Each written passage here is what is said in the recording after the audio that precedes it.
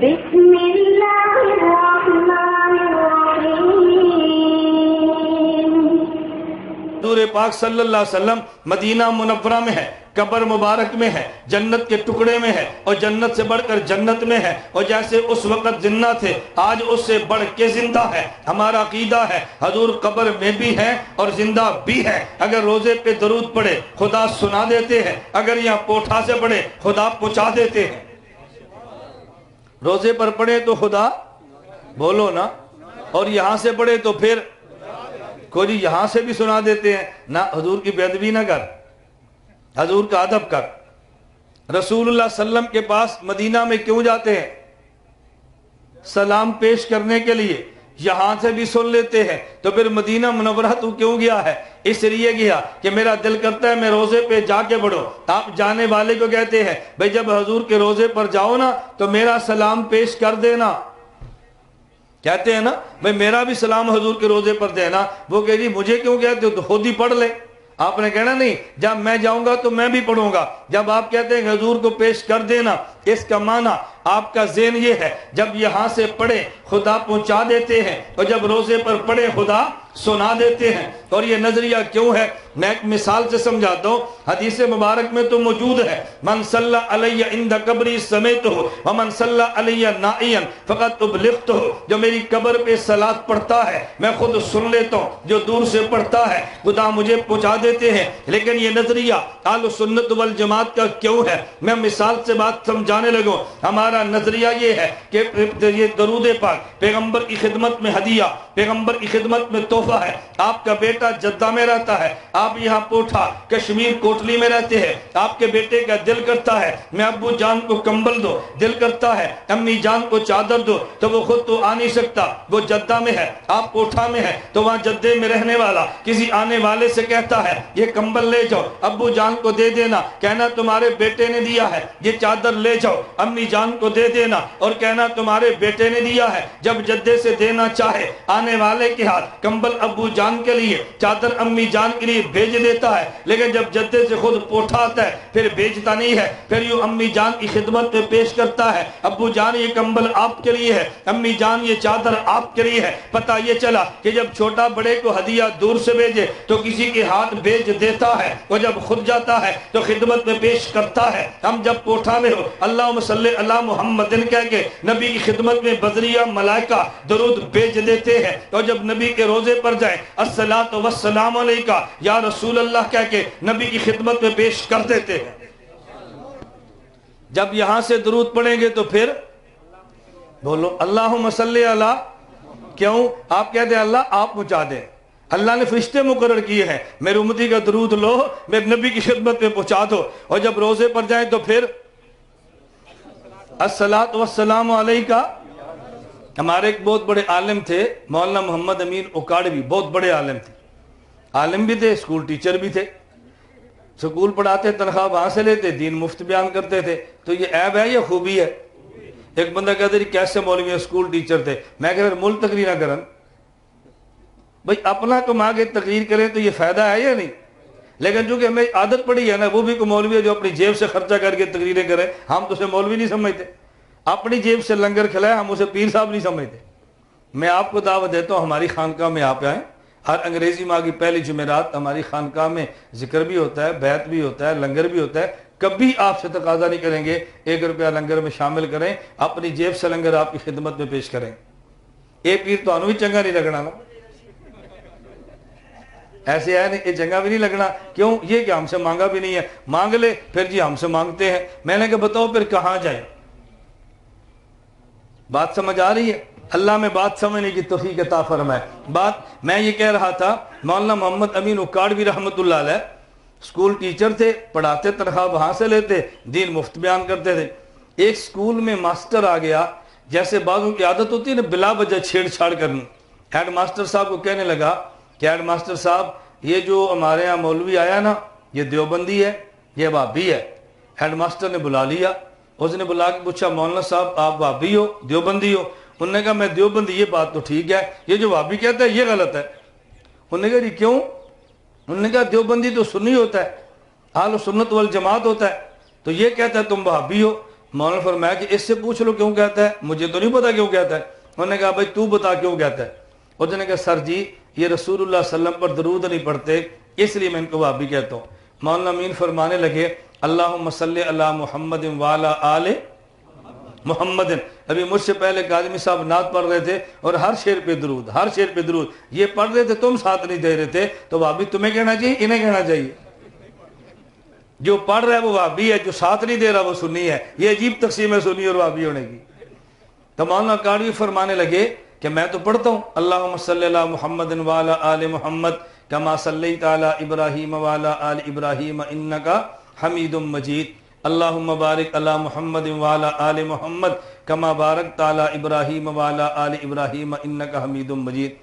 انہوں نے کہا تو آنا نہیں پڑھ دے، یہ تو پڑھ دے۔ انہوں نے کہا نہیں سر جی بیٹھ کے پڑھ دے، کھلو کے نہیں پڑھ دے، یہ بیٹھ کے پڑھتے ہیں، کھڑے ہو کر نہیں پڑھتے۔ مولانا فرمایا جھوٹ بولتا ہے، میں جب عام نماز پڑھتا ہوں تو اتحیات میں بیٹھ کے پڑھتا ہوں، اور جب نماز جنازہ پڑھتا ہوں تو میں کھڑے ہو کے پڑھتا ہوں۔ اس نے کہا یہ تو کھڑے ہو کے بھی مندن، ایک کہ وہ جواب بھی ہے۔ اس نے کہا نہیں سر جی اللہم صلی علی محمد نے پڑھتے ہیں، الصلاۃ والسلام علیکہ یا رسول اللہ نہیں پڑھتے۔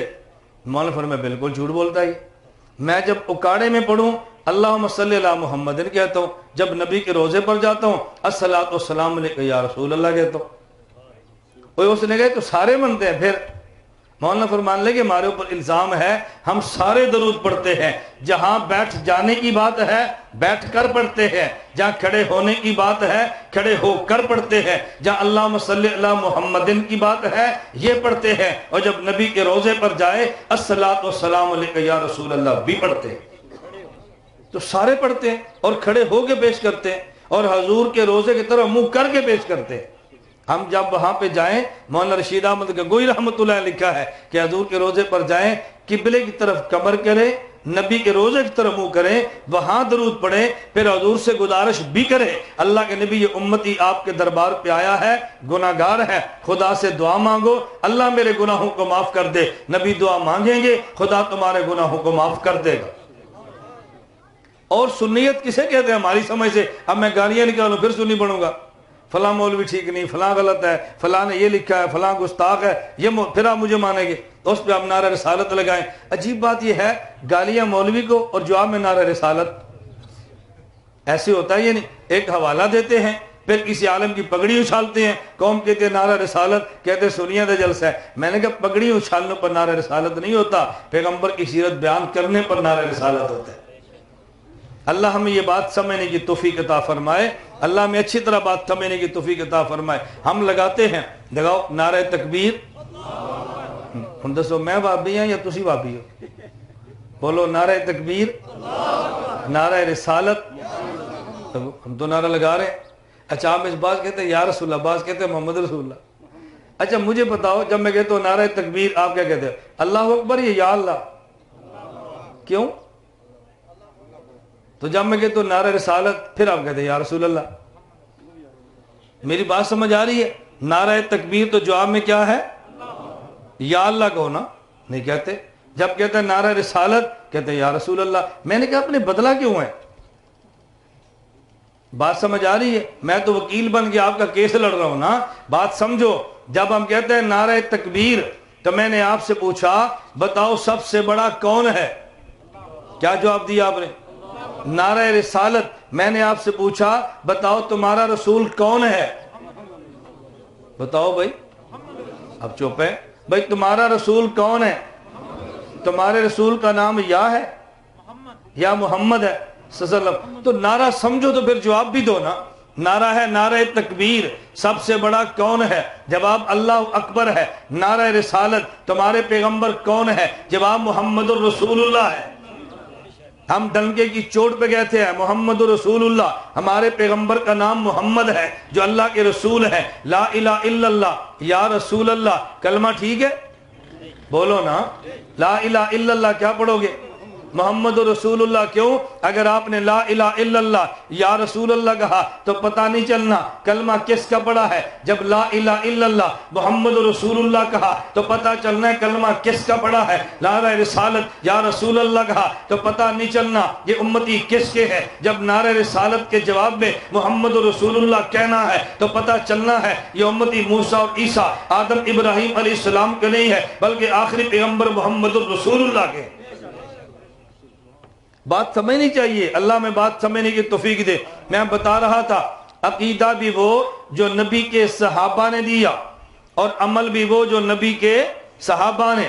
ہم اہل سنت والجماعت والے ہیں، عقیدہ بھی پیغمبر کے صحابہ سے اور عمل بھی پیغمبر کے صحابہ سے۔ فَإِنْ آمَنُوا بِمِثْلِ مَا آمَنْتُمْ بِهِ فَقَدِ اهْتَدَوْا۔ میں ایک مسئلہ سمجھانے لگا، میں آپ بتا یہ رہا تھا ہمارے نبی مدینہ منورہ میں ہے، یہاں پہ نہیں ہے۔ ایک شخص کہنے لگا جی میرے پاس دلیل موجود ہے، نبی یہاں پر بھی ہے۔ میں نے کہا دلیل پیش کر دو، مجھے سمجھ آ گئی، مجھے کوئی ضد نہیں ہے، میرے سارے ماننے والے بھی تیرے پیچھے چل پڑیں گے۔ کیا جی قرآن کریم میں ہے وَمَا أَرْسَلْنَاكَ إِلَّا رَحْمَةً لِلْعَالَمِينَ، اللہ اعلان فرماتے ہیں میں نے نبی کو تمام جہانوں کے لیے رحمت بنا کے بھیجا ہے۔ میں نے کہا بالکل بجا ہے۔ کہتا ہے یہ بتاؤ حضور تو اللہ کی رحمت ہے، کوئی جگہ ایسی بھی ہے جہاں پہ خدا کی رحمت نہ ہو؟ میں نے کہا کوئی جگہ ایسی نہیں ہے۔ کہتا ہے پھر مان لو نبی ہر جگہ پر ہے، کیوں؟ اللہ کے نبی خدا کی رحمت ہے، جب رحمت ہر جگہ پہ تو نبی ہر جگہ پہ۔ میں نے کہا اس دلیل کو مان لیا جائے تو پھر میں کہہ دوں گا سورج کو ہر جگہ پہ مانو، تو کہے گا دلیل کیا ہے؟ میں کہتا ہوں قرآن کریم میں ہے هو الذی جعل الشمس ضیاء، خدا وہ ہے جس نے سورج کو روشنی بنایا، روشنی ہر جگہ پہ، سورج ہر جگہ پہ۔ پھر مان لے گا؟ کہتے جی نہیں مانتا۔ میں نے کہا کیوں نہیں مانتا؟ کہتا اس آیت کا مطلب یہ ہے خدا نے سورج کو روشنی بنایا، سورج آسمان پر ہے، روشنی ہر جگہ پر ہے۔ میں نے اس آیت کا معنی یہ ہے میرے نبی مدینہ میں ہے، نبی کی رحمت ہر جگہ پر ہے۔ سورج کہاں پر ہے اور روشنی؟ بولو حضور کہاں پر ہے اور رحمت؟ سورج اپنی روشنی پہنچانے میں ہر جگہ جانے کا محتاج نہیں ہے، نبی اپنا فیض پہنچانے میں ہر جگہ جانے کے کیسے محتاج ہے؟ حضور کی بے ادبی نہ کر، اگر سورج آسمان پہ رہ کے پوری زمین کو روشن کر سکتا ہے، میرے پیغمبر مدینہ پہ رہ کے پوری کائنات کو منور فرما سکتے ہیں۔ بات سمجھ آگئی؟ حضور کا مقام تو سمجھو نا، نبی کریم صلی اللہ علیہ وسلم ہر جگہ پہ کیوں جائیں؟ میں بتا یہ رہا تھا حضور پوری زمین کے نبی ہے، لیکن پوری زمین پر گئے ہیں؟ نانا حضور نہیں گئے، حضور تو مدینہ میں رہے ہیں۔ پھر گیا کون ہے؟ صحابی، کوئی ایران گئے ہے، کوئی کشمیر پہنچے ہے، کوئی افغانستان پہنچے ہے، کوئی شام پہنچے ہے، کوئی افریقہ پہنچے ہے۔ نبی کے صحابہ دنیا میں چلے گئے ہیں۔ میں بات سمجھا رہا تھا، میں نے پوچھا نماز کیسی؟ کہتے ہیں نبی والی۔ اس نے پوچھا نماز کیسی؟ میں نے کہا صحابہ والی۔ کہتے ہیں جی میری دلیل یہ ہے نبی نے فرمایا نماز یوں پڑھو جیسے صحابہ کو پڑھتے دیکھا ہے۔ میں نے کہا حضور تو صحابہ کو ہم نے نہیں دیکھا، نبی کو ہم نے نہیں دیکھا، وہ تو صحابہ نے دیکھا ہے۔ پتہ یہ چلا نبی مدینہ میں ہے، صحابی نے نماز پڑھتے نبی کو مدینہ میں دیکھا تو نماز نبی والی ہے۔ پھر جب صحابی ایران پہنچا ہے، صحابی افغانستان پہنچا ہے، صحابی جب الجزائر پہنچا ہے، اب لوگ نبی کو نہیں نبی کے صحابی کو دیکھیں گے۔ یہی وجہ جب صحابی دنیا میں گیا ہے تو یہ نہیں کہتا کونو مثل نبینا، کہتے کونو مثلنا، اے لوگو ہم نبی جیسے ہیں تم ہم جیسے بنو۔ ہم نے نبی کی طرح عمل کیے ہیں، تم نے ہماری طرح عمل کرنے ہیں۔ میں بتا یہ رہا تھا ہم اہل سنت والجماعت ہیں۔ اہل سنت والجماعت کا معنی سنت نبی کی ہے، لینی صحابہ سے ہے، عقیدہ نبی کا ہے، سمجھانا صحابہ نے ہے، عمل پیغمبر کا ہے، بتانا صحابہ نے۔ بتانا کس نے ہے؟ صحابہ نے۔ اللہ مجھے اور آپ کو یہ بات سمجھنے کی توفیق عطا فرمائے۔ میں نے مختصر وقت میں یہی بات آپ کی خدمت میں پیش کی ہے اور اللہ کرے یہ بات میں سمجھا سکوں اور بات آپ سمجھ سکیں۔ آپس کی لڑائی، آپس کے جھگڑے، آپس کا حسد، آپس کا بغض، آپس کا اناد یہ امت کو لے ڈوبتا ہے اور آپس کا پیار امت کو تار دیتا ہے۔ ہم آپ سے گزارش کرتے ہیں اللہ سے دعا بھی کرو اللہ ہمارے دلوں میں جو آپس میں غیظ و غضب اس کو ختم فرمائے، باہمی طور پہ متحد ہو کے اللہ کفر کے خلاف میں اکٹھا کھڑے ہونے کی توفیق عطا فرمائے۔ کافر چاہتا ہے مسلمان لڑیں، टुकड़ियां बने, आपस में ग्रोह बंदी करें, फिरका वरीयत हो, एक दूसरे गले काटे और हम इन पे हुकूमत करें। हम उनको बताएं बे नहीं, हम मुसलमान पैगंबर की उम्मत इकट्ठे रह के कुफर का मुकाबला कर सकते हैं और टुकड़ियों में बट के गलत अकायद की बुनियाद पे कभी कुफर के मुकाबले में खड़ा नहीं हो सकते। मैं एक दो बात की अगर आपसे इजाजत चाहूंगा, हमारा ताल्लुक जो अहल सुन्नत वल जमात से है, हम हनफी हैं, इमाम आजम अबू हनीफा के मुकल्लिद हैं, उलमा देवबंद से हमारा ताल्लुक है। आम लोग ये समझते हैं कि शायद उलमा देवबंद ये पैगंबर के आशिक नहीं थे। अल्लाह हमें बात समझने की तौफीक दे। मैंने आपके सामने जो शेर पढ़े हैं मौलाना कासिम ननोतवी रहमतुल्लाह अलैह, ये दारुल देवबंद के बानी हैं, बानी दारुल देवबंद हैं, कासिम उलूम वल खैरात हैं, और कैसे इसके पैगंबर में डूब के अशार पढ़े हैं। यही मौलाना कासिम ननोतवी जब हज के लिए मक्का गए और फिर मदीना मुनव्वरा पैगंबर की कब्र पे हाजिरी के लिए गए हैं, तो जब दूर से रसूलुल्लाह सल्लल्लाहु अलैहि वसल्लम की मस्जिद का मीनार देखा है, सवारी उतरे और जूतियां उतार ली। हजरत रहमतुल्लाह अलैह सवारी से उतरे और जूतियां उतार ली। जब कंकरों की वजह से पाँव में खून निकलने लगा, लेकिन जूती फिर भी नहीं पहनी। किसी ने पूछा जी क्यों नहीं पहनते? कहते मुझे डर इससे लगता है कहीं ऐसा ना हो जिस मकाम पे मेरे नबी का पाँव आया है उस मकाम पे मेरी जूती आ जाए। इस खौफ की वजह से मुझे हिम्मत नहीं बढ़ती, मैं नबी के मदीने में जूती पहन के चलो। जब मौलाना कासिम ननोतवी रहमतुल्लाह अलैह दारुल देवबंद का बानी है, अंग्रेज ने इनके खिलाफ आर्डर जारी किया गिरफ्तार करने का। मौलाना कासिम ननोतवी छुप गए और 3 दिन के बाद फिर बाहर आ गए। किसी ने पूछा मौलाना ये आर्डर आपसे वापस ले लिए? फरमाया नहीं वापस तो नहीं लिए, फिर आप बाहर क्यों आए हैं? गिरफ्तार हो जाएंगे। फरमाया मुझे गिरफ्तारी का डर नहीं है। कहा जी जब डर नहीं था तो फिर आप छुपे क्यों थे? कहते हैं मैं छुपा इस वजह से नहीं था, मुझे अंग्रेज से डर लगता है। मैं छुपा इस वजह से था जब रसूलुल्लाह ने मक्का से मदीना हिजरत की है और कुफार ने गिरफ्तारी का ऐलान किया था, तो मेरे नबी जब गार में छुपे हैं तो 3 दिन बनते हैं। 3 दिन छुप के रहना मेरे पैगंबर की सुन्नत, वो सुन्नत जिंदा होगी। अब मुझे छुपने की कोई जरूरत नहीं है, वो तो मैंने हजूर की सुन्नत में यूं किया है। ये दारुल देवबंद के बानी है मौलाना मोहम्मद कासिम ननोतवी रहमतुल्लाह अलैह। खुदा ने बड़ा इसके पैगंबर अता फरमाया था। एक शख्स मुझे कहने लगा और मैंने बयान सुना, उसने कहा जी मौलाना कासिम ननोतवी जिसको तुम देवबंद का बानी और अपना बड़ा समझते हो वो तो गुस्ताख थे। मैंने कहा कैसे? कहते हैं मौलाना कासिम ननोतवी रहमतुल्लाह अलैह का एक बहुत बड़ा कसीदा है, उसमें एक वो शेर पढ़ते हैं कि मेरी हजारों लाखों तमन्ना है लेकिन सबसे बड़ी मेरी तमन्ना ये है कि मैं मदीने में जीऊं और मदीने का कुत्ता बन के जीऊं, और जब मैं मर जाऊं मुझे मदीने के कीड़े खा जाएं। मैंने कहा इसमें तौहीन कौन सी है? कहते हैं तौहीन ये है कि देखे अल्लाह ने अशरफुल मखलूकात इंसान को बनाया है, वो कहते हैं काश मैं कुत्ता हूं, उसको इंसान बनने पे आर आती है और तुम उसको अपना इमाम समझते हो, वो इंसान बनने के लिए तैयार नहीं, तुम कहते हो मैं हम उसको इमाम समझते हैं। हालांकि देखो कितनी इश्क में डूब कर बात की है कि मेरी तमन्ना है मदीने के कुत्तों के साथ फिरो, तो अजमत बयान करते हैं, नबी की मोहब्बत में कहते हैं, लेकिन बात बदल दी, कहा जी उसको इंसान बनने पे आर आती है और तुमने कहा जी बहुत बड़ा वली था। मैंने कहा अच्छा मैं इस पर एक हवाला पेश करता हूँ, जरा फतवा लगाना। कहते जी क्या मतलब? मैंने कहा तरीकुल खुलफा अल्लामा सयूती ने किताब लिखी है, उसमें सिद्दीक अकबर रजी अल्लाह अन्हु के बारे में लिखा है। सिद्दीक अकबर खड़े हैं, सामने परिंदा एक दरख्त पे बैठा है। सिद्दीक अकबर फरमाने लगे तू बालक या तैरो, क्या परिंदे तुझे मुबारक हो, अंत ताकुलु मिन शजरा, तू दरख्त से खाता है, वतज़िल्लु बिशजरा, दरख्त के साए में रहता है, वतसीरु इला गैरि हिसाबिन, और क़यामत के दिन तेरा कोई हिसाब नहीं होगा। ए काश सिद्दीक भी तुझ जैसा परिंदा होता, ए काश अबू बकर भी तुझ जैसा परिंदा होता। तो मैंने कहा अबू बकर सिद्दीक हमारे ईमान है या नहीं? कहता जी हैं। मैंने कहा इमाम है या नहीं? कहते हैं। मैंने कहा फिर क्या है ना उनको इंसान बनने पे आ रहा है, वो कहते हैं काश परिंदा होता, लगा फतवा। कहता है यहाँ तो नहीं लगा सकता। मैंने कहा क्यों? कहता है वो खुदा से डर के कहते थे ए काश परिंदा होता। मैंने कहा मौलाना ननोतवी हजूर की मोहब्बत में डूब के कहते थे काश मदीने का कुत्ता होता। फिर ये नहीं कहा मैं मदीने का कुत्ता होता, फिर मैं काश मदीने के कुत्तों के साथ फिरता। यानी वो समझते हैं उन्होंने तो हजूर के शहर के कुत्ते को भी मुकाम दिया है। कहता जी कुत्ते को मकाम मिलता है? मैंने कहा जी मिलता है। कहता जी वो कैसे? मैंने कहा असहाबे काफ के साथ कुत्ता चला है, कुरान ने उसका बयान किया, खुदा ने मकाम दिया। असहाबे काफ पे चलने वाले कुत्ते को मकाम मिल जाता है, मेरे पैगंबर के मदीने में रहने वाले को नहीं मिलता। फर्क क्या है? कुत्तों का मुकाबला इंसान से नहीं है, कुत्ते का मुकाबला कुत्ते से होता है। नहीं समझे? कुत्ते का मुकाबला कैसे होता है? आपके इलाके में एक थानेदार आता है, वो नमाज भी नहीं पढ़ता, اس کے چہرے پہ داڑھی بھی نہیں ہے لیکن فیصلے ٹھیک کرتا ہے، رشوت نہیں کھاتا، آپ کہتے ہیں بہت اچھا آدمی، کہتے ہیں کہ نہیں؟ آپ بہت اچھا، نماز نہیں پڑھتا پھر کیسے اچھا ہے؟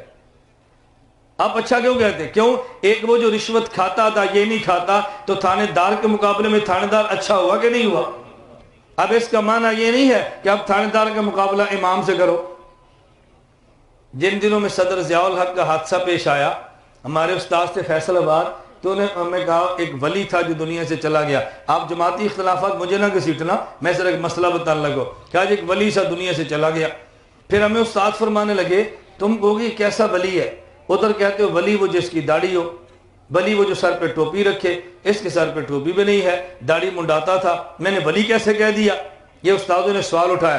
پھر فرمانے لگے بیٹا تم بات کو سمجھے نہیں ہو، تم ضیاء اللہ کا مقابلہ کرتے ہو پیروں سے، مولویوں سے، پھر تو ولی نہیں ہے۔ صدر کا مقابلہ صدروں سے کرو نا، پھر پتہ چلے گا ولی ہے یا نہیں۔ نہیں سمجھ آئی؟ ایک صدر وہ جو لال مسجد کے بچے قتل کرتا ہے، ایک صدر یہ ہے، اور ایک صدر وہ جو بچوں کی حفاظت کرتا ہے۔ تو صدر میں فرق تو ہوتا ہے نا، صدر کا تقابلہ صدر سے، دکاندار کا تقابل دکاندار سے، مولوی کا تقابل مولوی سے، پیر کا تقابل پیر سے۔ پیر صاحب تہجد پڑھتے ہیں، اگر دکاندار نہ پڑھو وہ جی بہت فاسق ہے۔ دکاندار تہجد نہ پڑھے نا، اگر امانت دار ہو، سچا ہو، جھوٹ نہ بولے، اللہ کے نبی فرماتے ہیں التاجر الصدوق الامین، ایسا تاجر جو سچ بولے اور ایسا تاجر جو امانت کا خیال رکھے، قیامت کے دن انبیاء کے ساتھ کھڑا ہوگا۔